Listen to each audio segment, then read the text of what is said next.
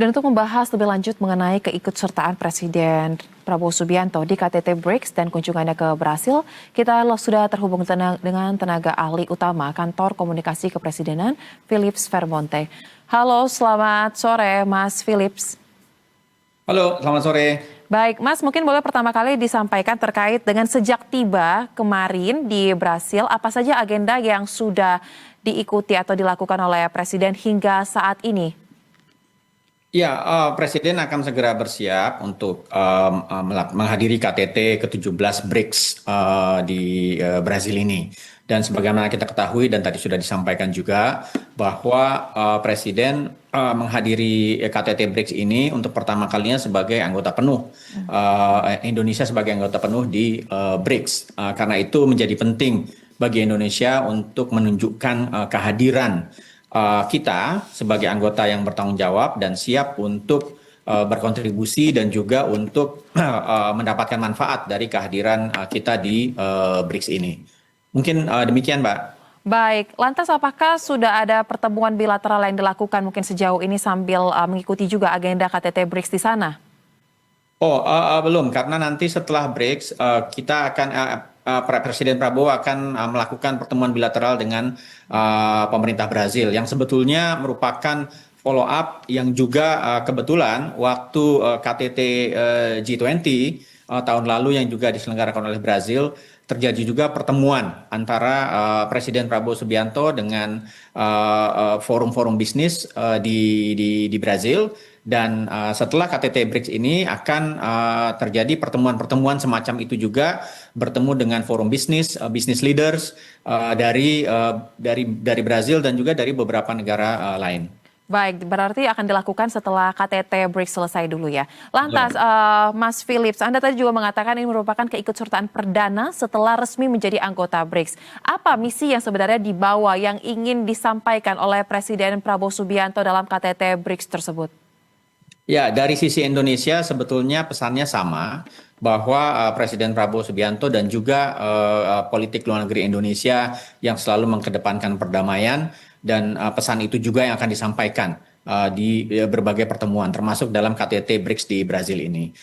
Di Timur Tengah tadi juga sudah disampaikan sebelum ini bahwa Presiden Prabowo menginginkan agar terjadi perdamaian, memperbesar usaha-usaha untuk mencapai perdamaian. Di forum-forum semacam KTT BRICS dan juga G20 kita selalu berusaha untuk mengedepankan agenda-agenda perdamaian ini. Dan di dalamnya, sebagaimana juga sering dikatakan oleh Presiden Prabowo Subianto, tidak ada kerjasama ekonomi tanpa perdamaian.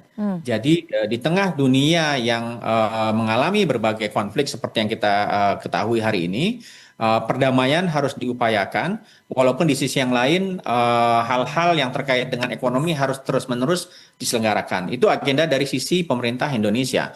Dari sisi pemerintah Brazil sebagai tuan rumah, memang biasanya tuan rumah men-set agenda, sehingga negara-negara lain akan merespon.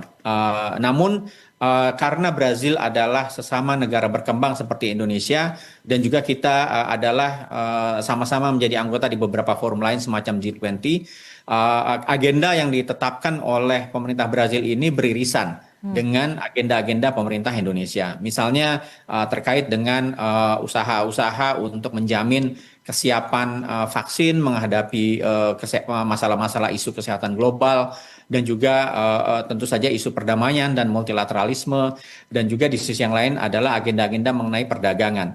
Dan agenda ini sama dengan agenda-agenda ketika kita sama-sama ada di G20. Bahkan dalam kesempatan kali ini Brazil juga cukup menekankan beberapa hal terkait dengan environment, dengan climate, yang sebetulnya merupakan juga kelanjutan dari agenda Indonesia ketika menjadi ketua G20. Ketika itu Indonesia mendorong agar terjadi misalnya rezim climate change yang lebih berkeadilan dan juga lebih mendengarkan suara-suara dari negara-negara berkembang atau global south seperti Indonesia, termasuk di dalamnya mengenai pembiayaan. Betul. Climate financing, di mana semua negara punya komitmen untuk menurunkan emisi, tetapi itu perlu kerjasama juga dengan negara-negara yang maju, di mana prinsip dari climate change mitigation dan juga adaptation ini adalah bahwa negara-negara berkembang akan ikut berpartisipasi, tetapi ada aspek-aspek yang harus dikorbankan.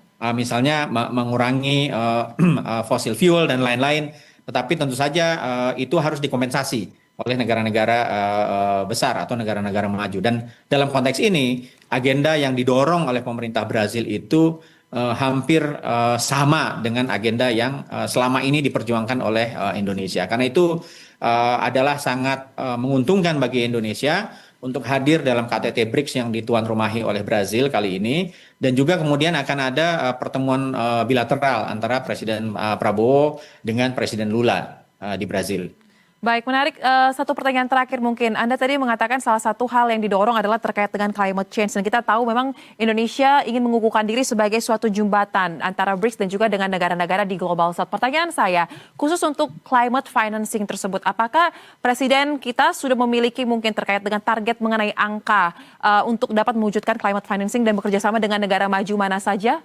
Boleh dijawab singkat saja mungkin, Mas Philip?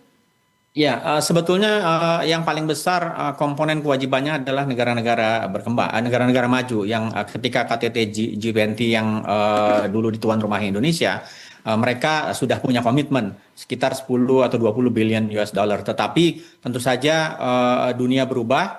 Kali ini ada presiden baru di Amerika Serikat yang tidak terlalu friendly dengan agenda-agenda multilateral di sisi climate change. Karena itu pertemuan BRICS ini juga menjadi penting, dan juga pertemuan-pertemuan multilateral lain, karena dengan mundurnya Amerika Serikat dari berbagai komitmen termasuk climate atau juga global health di WHO dan lain-lain, maka semua negara termasuk Indonesia, Brazil, atau negara-negara lain yang tergabung dalam BRICS atau dalam G20 atau dalam berbagai forum multilateral lain, kita harus terus-menerus mengedepankan usaha-usaha multilateral untuk sama-sama mengisi ruang kosong yang ditinggalkan oleh Amerika Serikat, mudah-mudahan sementara dalam pemerintahan Trump ini, yang menarik diri dari komitmen-komitmen termasuk komitmen financing di beberapa lembaga PBB dan juga di climate change. Karena itu Presiden Prabowo menekankan berkali-kali bahwa Indonesia mengedepankan multilateralisme dan siap berkolaborasi, bekerja sama dengan semua negara lain agar agenda bersama, agenda global termasuk health dan climate ini bisa terus dijalankan. Walaupun Amerika Serikat untuk sementara mundur. Baik, banyak dinamika yang terjadi ya, tetap kita harapkan ada hasil baik dari KTT BRICS yang dilangsungkan tanggal 6 hingga tanggal 7 Juli besok. Terima kasih Mas Philip Vermonte, tenaga ahli utama Kantor Komunikasi Kepresidenan, telah bergabung bersama kami di Berita Satu Sore. Salam sehat. Salam sehat.